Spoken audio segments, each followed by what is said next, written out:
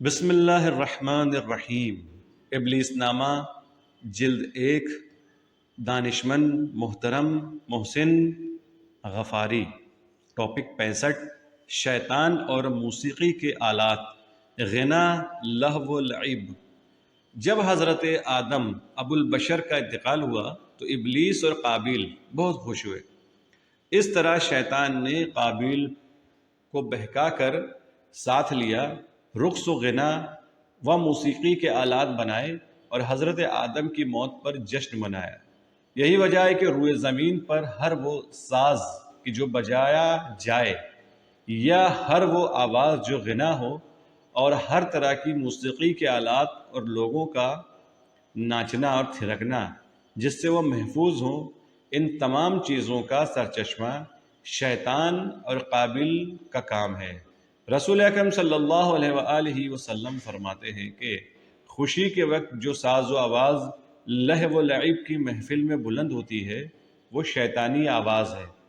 حضرت علی علیہ السلام فرماتے ہیں لہو و لعب خدا کے غیظ و غضب اور شیطان کی خوشنودی کا سبب ہے۔ موسیقی اور غنا الگ الگ مسئلے ہیں جن کا فقہی حکم واضح ہے۔ ہمارے قارئین اس سلسلے میں اس بات پر توجہ کریں کہ ایک موسیقی مست کرنے والی اور اخلاق پر برا اثر ڈالنے والی جو لہو و لعب کی محفلوں میں بجائی جاتی ہے وہ حرام ہے، لیکن وہ موسیقی جو قومی اور مذہبی نغموں اور ترانوں کے ساتھ جو سماج کے اخلاقی اور الہی مسائل کے رشد و نمو کا سبب بنتی ہے وہ حرام نہیں ہے اور اس سے صحیح طریقے سے استفادہ کیا جا سکتا ہے۔ ٹاپک 66، شیطان 5 طرح کے لوگوں کو نہیں بہکا سکتا: خالص، ذاکر، عادل، صابر، راضی۔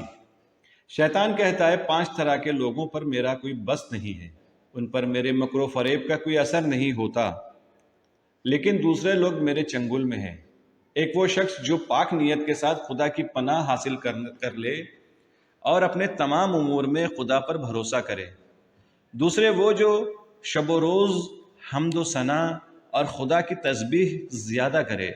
تیسرے وہ شخص جو دوسروں کے لیے وہی چیز پسند کرے جو اپنے لیے پسند کرتا ہے، اور جو چیز خود اپنے لیے ناپسند کرے اسے اپنے دینی بھائی کے لیے بھی ناپسند کرے۔ چوتھے وہ شخص جو مصیبت کے وقت بے چینی اور بے تابی کا مظاہرہ نہ کرے اور نالہ و فریاد، لعنتوں اور ملامت، بےہودہ گوئی سے پرہیز کرے۔ پانچویں وہ شخص جس کے لیے خدا نے جو کچھ مقرر فرمایا ہے اس سے راضی رہے اور رزق و روزی کے لیے غم و غصے میں مبتلا نہ ہو۔ ٹاپک 67، شیطان اور پرہیزگار لوگ، عاقبت متقین کے لیے ہے۔ امام صادق علیہ السلام فرماتے ہیں بنی اسرائیل میں ایک شخص تھا جو بہت زیادہ ذکر خدا کرتا تھا اور ہمیشہ الحمدللہ رب العالمین والعاقبۃ للمتقین، حمد و شکر اس خدا کے لیے ہے جو عالمین کا پالنے والا ہے اور بہترین انجام پرہیزگاروں سے مخصوص ہے کہا کرتا تھا۔ اس شخص کے اس عمل سے شیطان بہت ناراض تھا، لہٰذا ایک شیطان کو اس کے پاس بھیجا اور کہلایا کہ وہ والعاقبۃ للاغنیاء، عاقبت دولت مندوں کے لیے ہے کہا کرے۔ اس شیطان نے اسے نیا ذکر سکھانا چاہا۔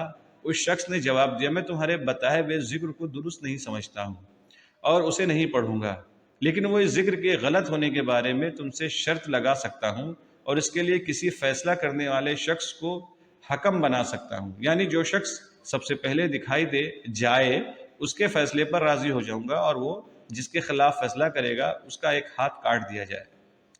اس طے توڑ کے بعد ایک شخص سامنے آیا، اس سے پوچھا گیا تو اس نے کہا کہ عاقبت دولت مندوں کے لیے ہے، لہٰذا شیطان نے اس شخص کا داہنا ہاتھ کاٹ لیا، لیکن وہ پہلے کی طرح خدا کی حمد و ثنا کرتا رہا اور کہتا رہا کہ عاقبت پرہیزگاروں کے لیے ہے۔